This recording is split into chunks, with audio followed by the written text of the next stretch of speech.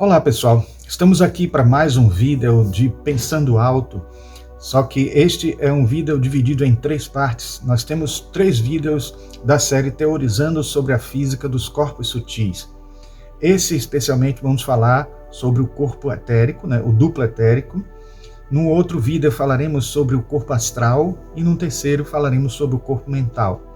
A ideia é a gente, pretensiosamente, trazendo teorias de tudo que a gente leu sobre física quântica, sobre a física contemporânea, e que pode servir para dar uma explicação dentro do mundo físico, dentro dessa ambiência de ciência, a explicação possível para esses corpos sutis que a gente não vê, e sabe que eles existem, atuam de alguma forma, e um paralelo com as informações que nós temos através de livros de videntes, livros escritos por autores espirituais e também livros de tradições antigas que trazem informações de mestres de sabedoria, certo? Então, isso tudo nós vamos ver nesses três vídeos, começando por hoje, sobre o Teorizando sobre a Física do Duplo Etérico, logo depois da vinheta.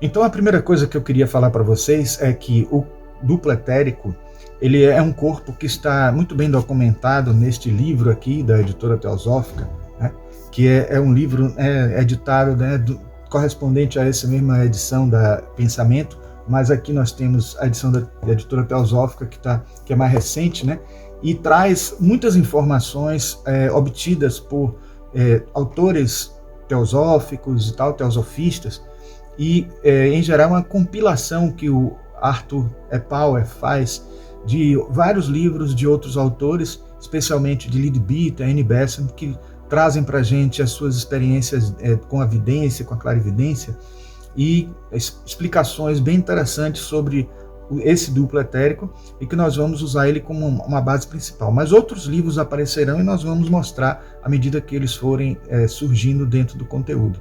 Então, eu queria primeiro falar para vocês também a respeito de como esse duplo etérico tem sido descrito nesses livros, e a começar pelo próprio livro do duplo etérico de Arthur Power. Ele diz: o duplo etérico tem duas funções principais. A primeira é a de absorver o prana, ou vitalidade, e enviá-lo a todas as regiões do corpo físico.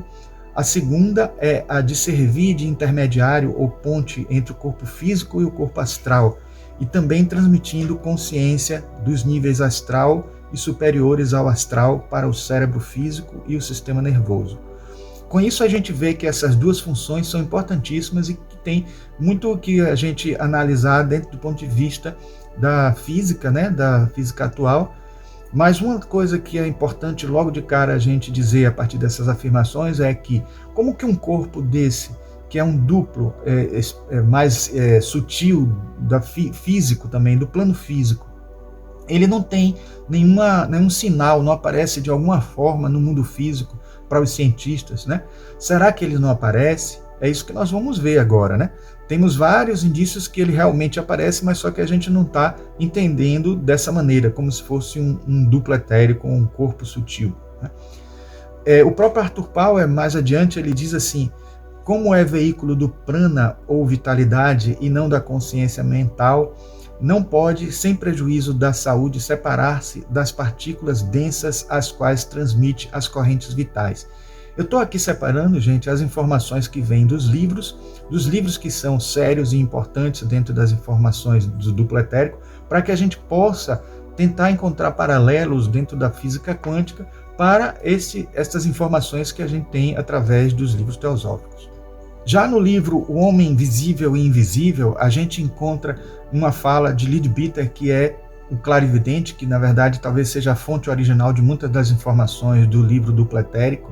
A gente encontra essa afirmação dele: a maior parte da matéria física extremamente sutil que a visão do clarividente percebe, formando parte da aura humana, é etérica e constitui o que se chama duplo etérico, que é uma parte do corpo físico. Ou seja, ele já está atribuindo aí uma matéria etérica. Então, na verdade, a gente entende que essa matéria etérica é o que constitui o corpo etérico, o duplo etérico. Mas onde estaria essa matéria etérica? Será que tem a ver com o éter desenvolvido pela ciência, pela física? A informação esotérica vinda da teosofia, ela diz que existem 3 forças primordiais no universo, que são essas 3 forças que vocês veem na ilustração, Forhat, Prana e Kundalini, que são a primeira manifestação, a primeira emanação do Logos, a segunda e a terceira. Dessas 3 forças, tudo é constituído no universo, segundo a visão esotérica, a visão teosofista. E nas informações destes livros também a gente tem os dados de que essas forças estão presentes em cada átomo, em cada energia, em cada constituição da matéria.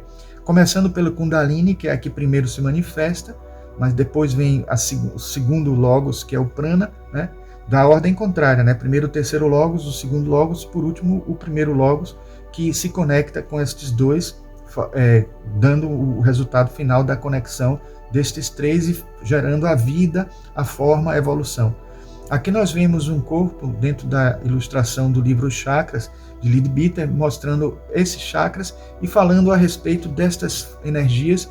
Ele diz que esses chakras estão no duplo etérico e nos outros corpos sutis, e esses chakras permitem uma movimentação dessas energias todas, desses três fundamentos energéticos presentes em todos os nossos corpos sutis, inclusive o duplo etérico. E aqui nós vemos que, na explicação de Leadbeater, esses 3 corpos estão em 3 dimensões diferentes. O corpo físico, ou os corpos físicos, denso e etérico, estão na terceira dimensão, ou são constituídos de 3 dimensões. O corpo astral é constituído de 4 dimensões e o corpo mental de 5 dimensões. Por aí a gente já começa a ter uma ideia de como a gente poderia explicar geometricamente ou de uma maneira dimensional estes corpos. Então, os 2 corpos do plano físico são o corpo físico denso e o corpo físico etérico. Então vamos ver como é que isso se desdobra em outras abordagens, como a de Gina Rajadas agora em Fundamentos de Teosofia. Cada plano ou mundo é bem distinto de todos os outros. A matéria de cada plano tem 7 subestados chamados subplanos. Nosso mundo físico não tem apenas os 3 subestados, sólido, líquido e gasoso, com os quais estamos familiarizados, e sim também 4 outros subestados denominados etérico, superetérico, subatômico e atômico. É preciso mencionar que a palavra etérico se refere a certos subestados de matéria física, não ao éter, aquela substância que preenche o espaço interestelar e nos traz das estrelas mais longínquas as ondas luminosas. Deste trecho do livro Fundamentos de Teosofia, nós podemos tirar 2 grandes informações. A primeira é que existem mais, além dos 3 estados físico-químicos da matéria, o sólido, líquido e gasoso, existem mais 4 estados, descritos por ele aí, como vocês viram, com essas terminologias que acabam confundindo, que eu vou mostrar a vocês que eu prefiro utilizar uma outra terminologia para ficar mais fácil a compreensão e até mesmo o entendimento de o que está sendo considerado por esses termos que são usados por eles. E a outra informação é que o éter que está sendo considerado aqui é um estado de consistência de matéria, de sutileza de matéria, não propriamente uma constituição física, ou um elemento, ou um constituinte. E aqui o Gina Rajadasa fala a respeito de como que era considerado o éter na época, então não é essa forma que estava sendo considerada na época, apesar de ter sido depois desistido pelos cientistas de considerar o éter como uma existência real, e isso vai e vem toda hora, porque tem cientistas que consideram depois que ele realmente existe a partir de suas experiências, de suas pesquisas. Na verdade, esse éter, dentro da visão teosofista, ele existe, mas existe como uma condição, uma constituição ou uma consistência de matéria e que, claro, acaba recebendo o nome, aquela mais sutil de todas, acaba recebendo o nome de éter, E com certeza o próprio Einstein, quando trouxe à tona a ideia de éter, ele também utilizou esta referência de Helena Blavatsky no livro A Doutrina Secreta, que ela fala de éter várias vezes. Aqui nós vemos, né, uma ilustração que mostra esta divisão de mundos, né, dos 7 mundos e também dos subníveis que eu destaquei aqui, especialmente os 4 subníveis ou subplanos etéricos. Bom, então existe nesse caso o subnível, o subplano atômico, subatômico, superetérico, etérico, depois o gasoso, o líquido e sólido, aumentando em densidade, até chegar no corpo que nós conhecemos, o físico, né, o físico visível, etc. Então esses 4 éteres aí, atômico, subatômico, superetérico, também podem ser chamados de éter 1, 2, 3 e 4, como está aí constando, né? O atômico está sendo chamado aí de atômico, veja que parece que é uma partícula subatômica muito sutil formando este éter, ou muito, digamos assim, muito afastados os componentes para que ele seja muito sutil, né, propriamente, e a gente está chamando de atômico, mas isso por quê? Porque justamente o que está sendo chamado de átomo pela teosofia não é o átomo químico da ciência cotidiana, da ciência comum. Esse átomo é o átomo físico utérrimo, o átomo físico último, o ultimate physical atom. Então esse átomo físico utérrimo aí é que dá nome a esse nível atômico, porque é a constituição mais sutil de todas. Todos os corpos sutis, todos os planos têm uma constituição mais sutil de todas, que é o átomo correspondente àquele plano. Então o átomo físico é esse do éter 1 do plano físico. Temos o átomo astral do plano astral, que é o éter 1 do plano astral. Temos o átomo mental, que é o éter 1 do plano mental, e assim sucessivamente. Bom, esses termos subatômico, superetérico e etérico aí complicam, porque se a gente fala em subatômico, a gente está falando abaixo do átomo, e esse aí está acima do átomo, já começa a complicar por aí, né? Depois superetérico, né? Acima do éter, e ele está, na verdade, abaixo do éter. Enfim, é muito complicado essa terminologia, e dá a entender de que existe aí uma divisão de sutileza propriamente, né, como está sendo explicado nos textos, e não propriamente constituições diferentes, né? Aqui nós vemos uma ilustração do lado direito que poderia dar a gente a entender que é isso que acontece, que existem 4 éteres diferentes e, portanto, 4 corpos etéricos, mas não é isso que acontece. A gente até pode dizer que essa ilustração tem um fundamento se a gente estiver usando de uma maneira didática essas diferentes camadas aí mostradas, né, como sendo camadas de diferentes constituições, né, de sutilezas diferentes, né, em vários níveis, e cada uma numa superposta uma à outra, né, formando o corpo etérico. Então seria o corpo etérico uma constituição desses 4 níveis aí de éteres, né?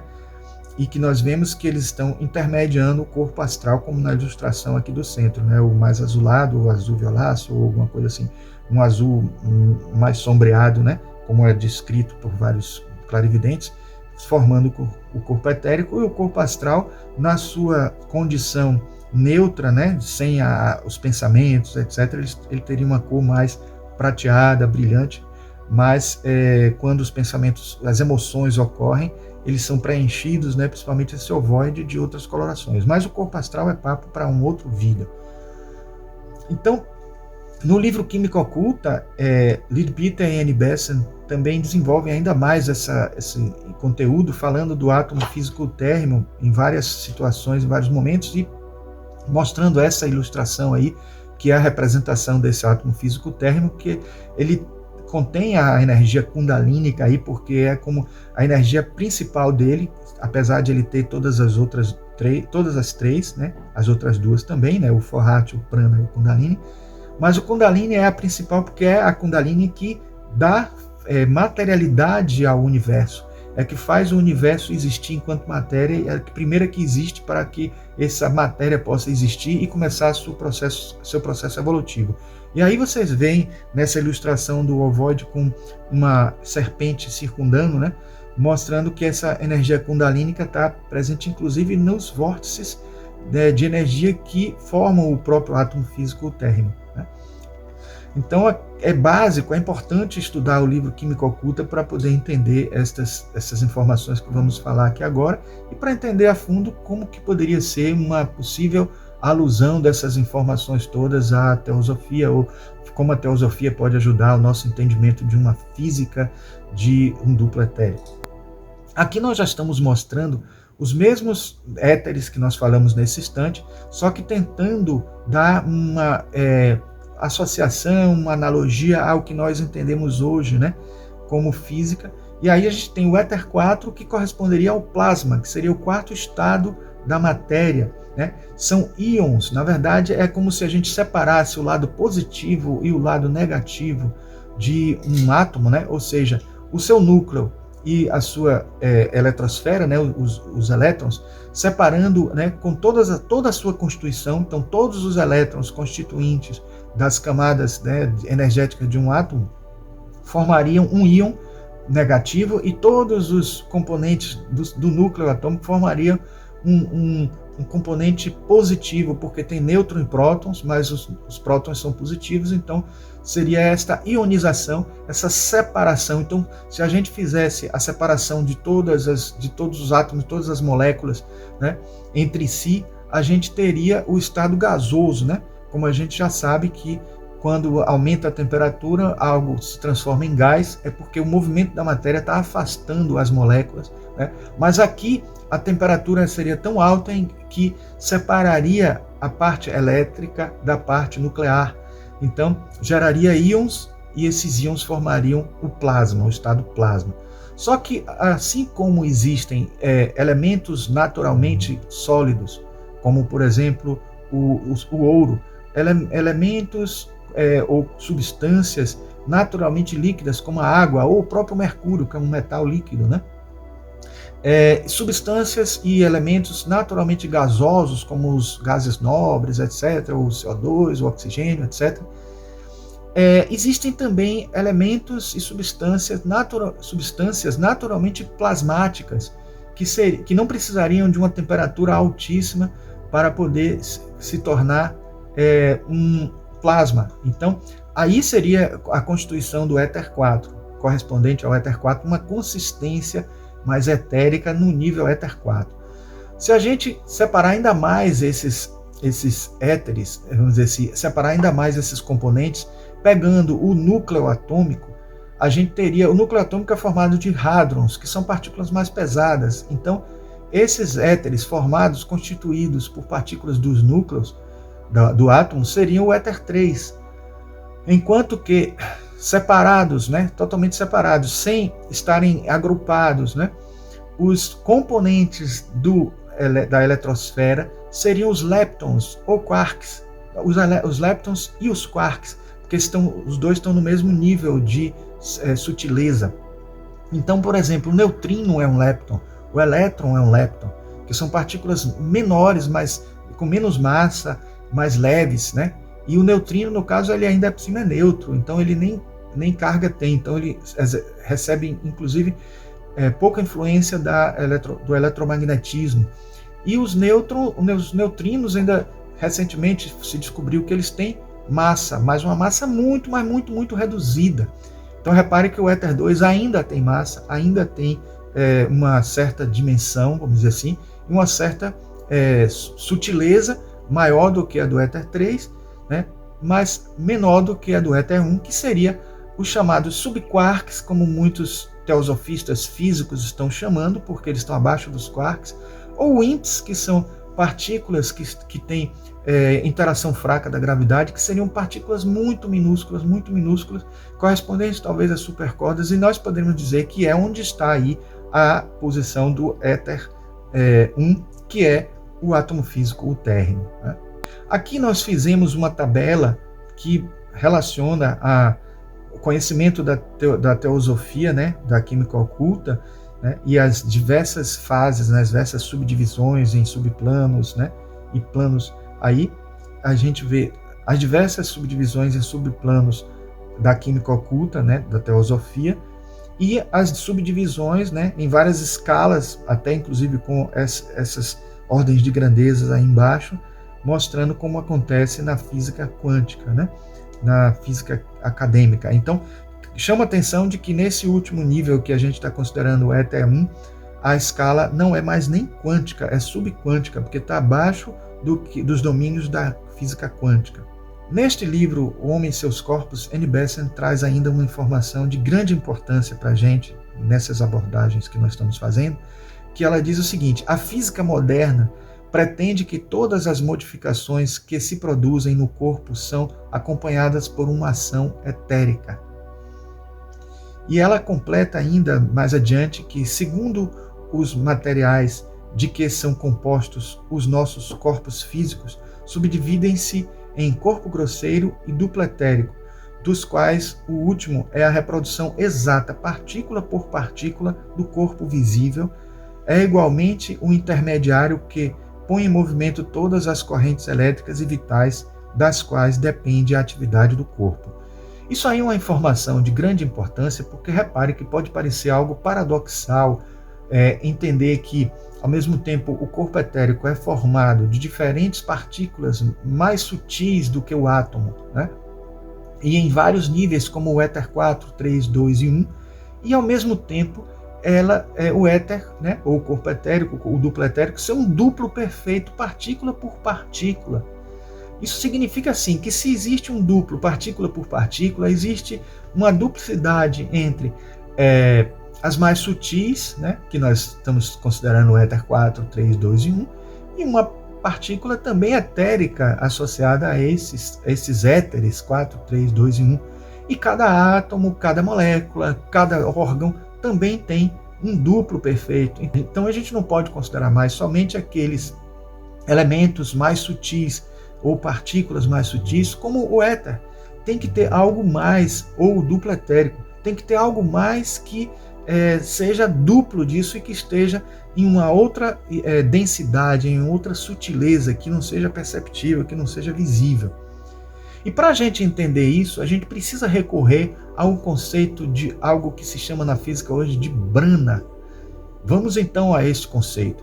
Para entender Brana, a gente tem que recorrer a este livro aqui, ó, de uma autora chamada Lisa Randall, Batendo à Porta do Céu.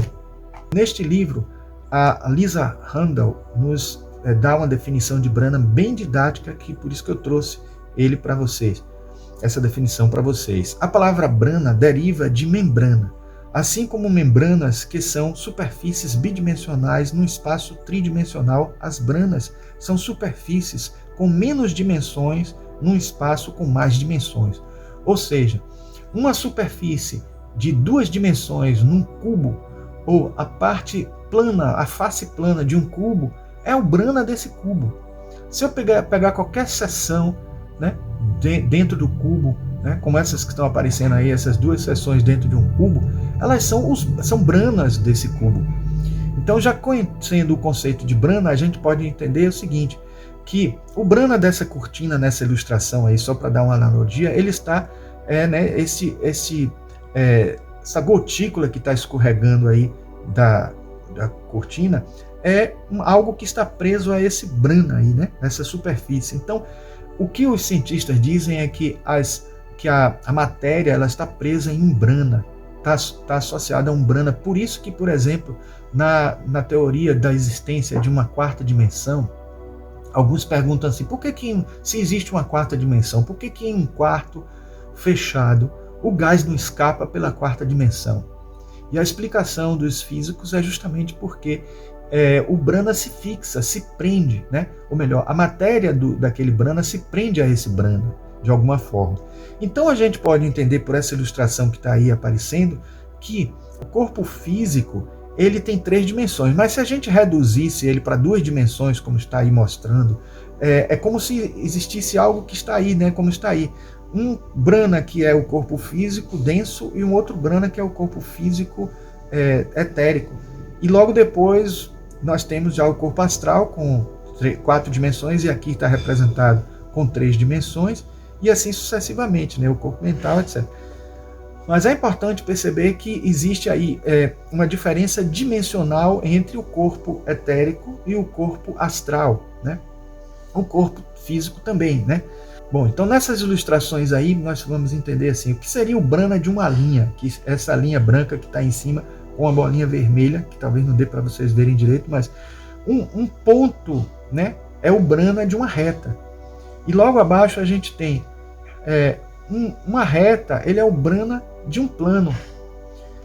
A superfície bidimensional é o Brana de um cubo ou de um sólido tridimensional, né? Então, é importante que a gente perceba isso, porque, na verdade, um cubo ou uma forma tridimensional é o Brana de uma forma quadridimensional e assim sucessivamente. Bom, aqui nós temos aquela mesma ilustração que a gente mostrou, que é de um cubo com duas superfícies. Então, essas duas superfícies, elas são os Branas desse cubo. Então, poderíamos dizer que o corpo físico e o corpo físico denso e o corpo físico etérico são Branas do corpo astral. O que mostra a gente a entender que há uma unidade entre os corpos sutis, né? Na verdade, a gente é como se nós fôssemos o corpo físico denso e o corpo físico etérico fossem fatias do corpo astral, né? Aqui nós temos mais uma ilustração ajudando a explicar melhor o Brana, como se a gente tivesse um tronco, ou uma pedra, ou uma garrafa dentro de um lago. Então essas partes que conectam esses objetos à superfície do lago seriam os Branas desses objetos, né? Então, gente, essa explicação da possibilidade de existência de Branas, e esses Branas serem um correspondente, né, de um corpo mais, né, com uma dimensão maior, pode ser uma explicação bem interessante para o duplo etérico e o corpo físico, né? Para o duplo etérico e o corpo físico. E se a gente somar essa informação à ideia de que no universo existe 75% de energia escura, 21% de matéria escura e somente 4% de matéria convencional, a gente poderia explicar que esta matéria escura presente nesses 21% de matéria escura e até também a própria energia escura, composta de partículas de energia, vamos dizer assim, né, os bósons, os fótons, etc. A gente poderia dizer que entre essa matéria escura aí, que é uma matéria invisível, uma matéria que não existe praticamente, mas ela tem interações gravitacionais, eletromagnéticas sobre a nossa matéria conhecida. Então, ela poderia ser matéria etérica, poderia ser uma matéria que está num Brana um pouquinho distante, dentro da quarta dimensão, né? Utilizando a quarta dimensão, ele está um pouquinho distante do nosso plano físico, ou um pouquinho distante do nosso Brana físico denso, né? Se a gente acrescentar a isso a informação de que existe uma pequena falha na fórmula de Einstein, que está descrito aqui em cima, E ao quadrado igual a m ao quadrado c elevado à quarta potência, isso aí é a fórmula original que, quando a gente faz a raiz quadrada dela, gera o E igual a mc ao quadrado. Só que nesta raiz quadrada existe uma resposta positiva e uma resposta negativa, ou seja, tanto o positivo pode existir como o negativo. Então, por conta disso, Paul Dirac, né, ele defende a tese de que existe um mundo de energias negativas em paralelo ao nosso, né? Ele defendeu isso em 1930. Então, Dirac considerava que este mar de energias negativas é um lugar, né, virtual, desconhecido até por ele, onde seria esse lugar, numa dimensão diferente, distante da nossa, paralela à nossa, onde estariam partículas idênticas às nossas, só que com cargas negativas. Então o elétron teria carga positiva, o próton teria carga negativa. Essa hipótese dele foi lançada em 1930, antes de ser descoberta a antimatéria. Em 1932, 2 anos depois, o Carl Anderson, não sei se baseado nessa ideia de Paul Dirac, mas ele acabou descobrindo o pósitron, e a partir daí começaram as pesquisas sobre a antimatéria e descobriram a existência da antimatéria. Então, essa teoria, que tem todo um fundamento anterior, né, quase como uma previsão de Paul Dirac, ela tinha um fundamento, né, mostrando que existe realmente um mundo de energias negativas, e que é chamado hoje de mar de Dirac. Esse mar de Dirac, que está mostrado aí na figura, né, tem uma interatividade muito grande. Então, segundo o Dirac, essas energias trocam de posição.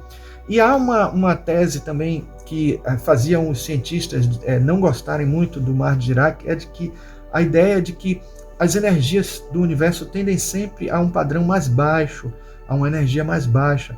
E aí a pergunta seria assim, por que então todas as partículas não migram para o Mar de Dirac, onde você teria energias mais negativas, energias menos densas? Mas aí existe uma questão que é assim, até fácil da gente entender filosoficamente.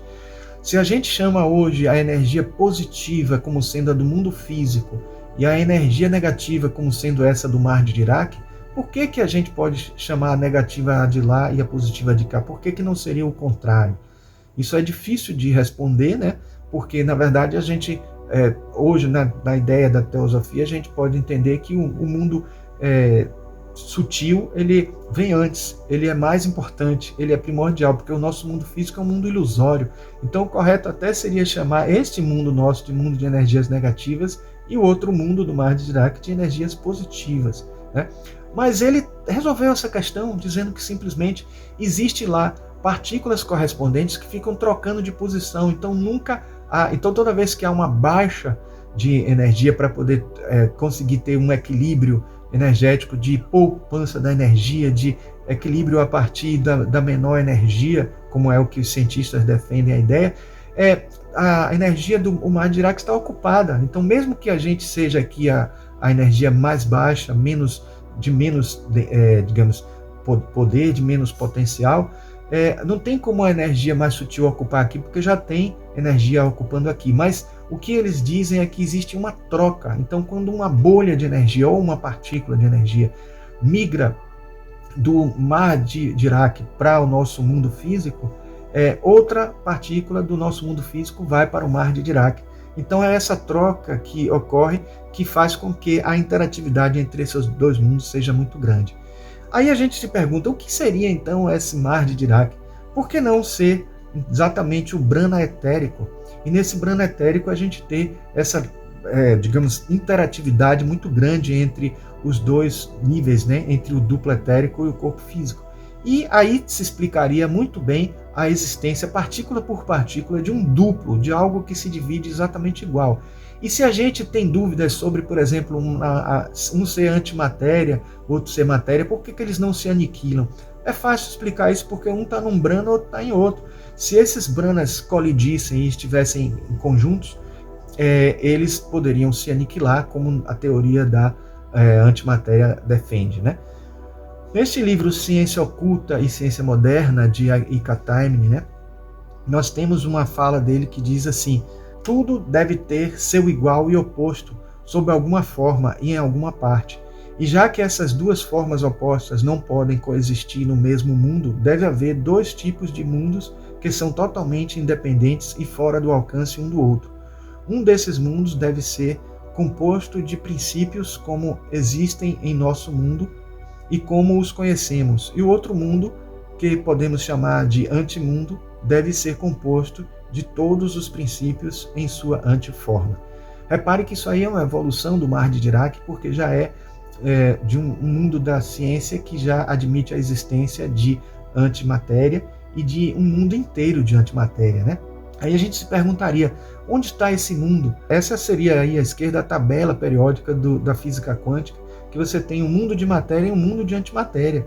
A antimatéria aparece e desaparece o tempo inteiro nos aceleradores de partículas, porque elas ficam oscilando entre os dois branas, né? O físico denso e o físico etérico. E não diria nem só nesses dois, mas nos vários possíveis outros branas existentes, né? Porque a gente está falando só de dois, mas devem existir muitos. E aí a gente tem aqui a pergunta, né? Onde está essa antimatéria toda, né? E como que ela surgiu? Como é que existiu esse processo todo? E a explicação é muito simples. Quando alguém fala do Big Bang e aí se pergunta o que é a explosão do Big Bang, né? É uma explosão como uma dinamite? Não é, porque não é pólvora, não é nada que está expandindo bruscamente, fazendo as coisas se expandirem e explodirem bruscamente. Não. Na verdade, segundo os cientistas, a explosão da grande explosão do Big Bang foi a colisão de matéria com antimatéria. Sabe-se hoje na ciência que a antimatéria é a forma de energia mais eficiente, porque nada se perde, né? Então, nesta grande explosão, matéria e antimatéria se conectaram no momento da singularidade, houve a explosão, a aniquilação e expansão ao mesmo tempo. Só que com essa expansão, segundo a física, é gerado matéria e antimatéria também. Onde está essa antimatéria gerada na grande explosão? Segundo alguns, né, porque há várias hipóteses chamadas bariogênese, né, como surgiu essa diferença, né, da matéria e antimatéria e onde ela está essa matéria. Existe matéria num brana e antimatéria em outro brana. Por isso que elas podem coexistir e podem existir justamente para poder elas coexistirem é que foi feito esse processo aconteceu, né? E isso aí já falando da existência de um desígnio, né? A existência de um ser que criou, que elaborou, mas para aqueles que não acreditam, pode entender que isso foi um acaso e nesse acaso gerou o universo e no universo gerou vida e existindo vida nós podemos estar aqui discutindo sobre essa questão. Mas se existem dois branas, um de antimatéria e um de matéria, isso não quer dizer que não tem antimatéria no brana de matéria e nem tem matéria no brana de antimatéria. E aí que se explica, por exemplo, as estrelas superquentes, é onde tem maior quantidade de antimatéria no mundo físico, né, no físico denso, que as estrelas neutras, né? Porque um antinêutron ele não tem problema de coexistir com um nêutron, porque eles são neutros, então eles são idênticos, são iguais. Então, por isso que as estrelas superquentes de nêutrons elas podem existir e elas são constituídas de antimatéria e são uma pequena quantidade de antimatéria existente no mundo da matéria. Isso lembra um pouco aquele símbolo do Yin Yang, né? Que nós vemos, né, no Tai Chi, que é um pouquinho de branco no preto e um pouquinho de preto no branco.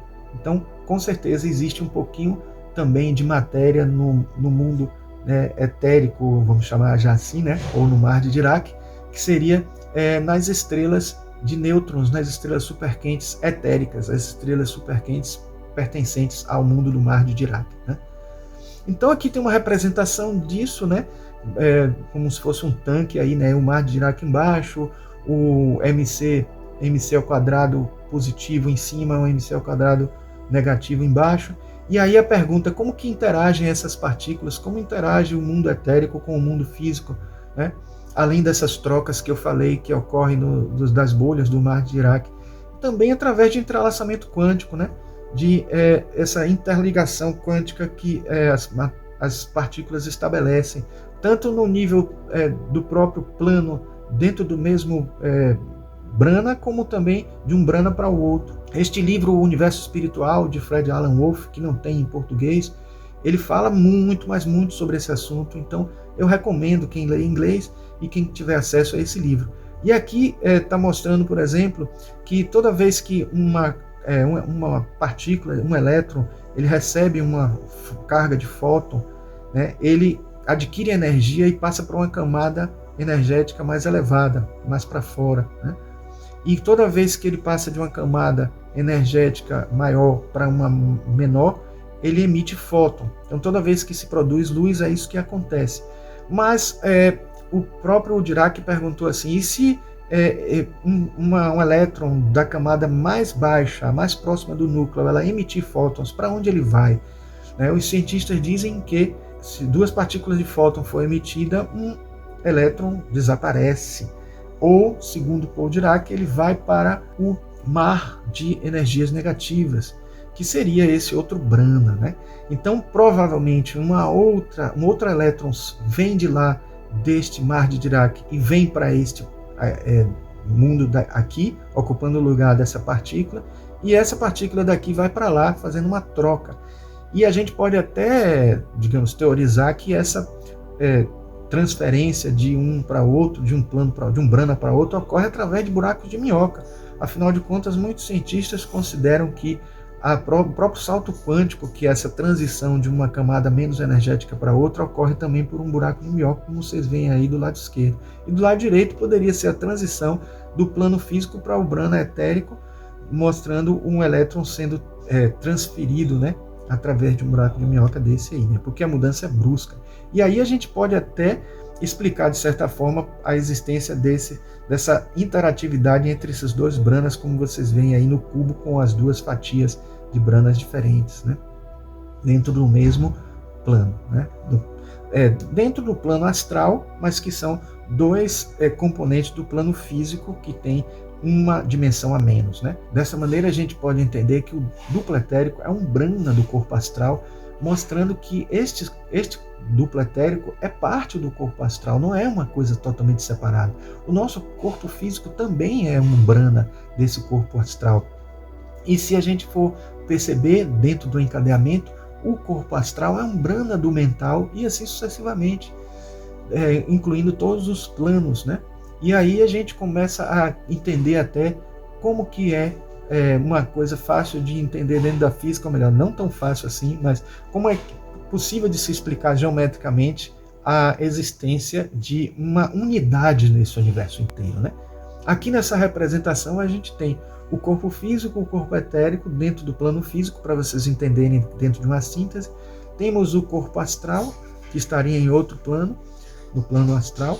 Temos o plano mental, que tem esses dois corpos, o mental e o causal. Temos ainda o plano búdico e o plano átmico. Então são 7 planos e 7 corpos, né?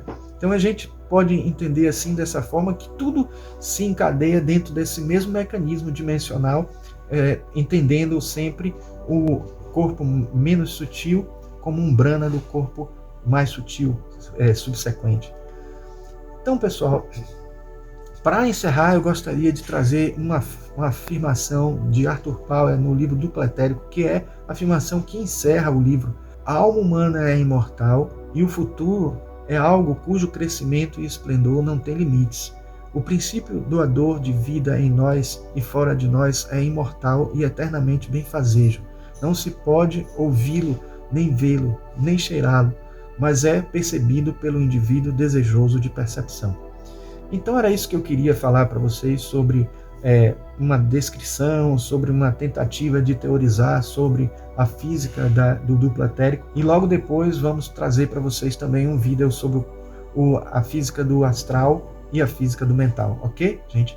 Então era isso que eu queria falar para vocês.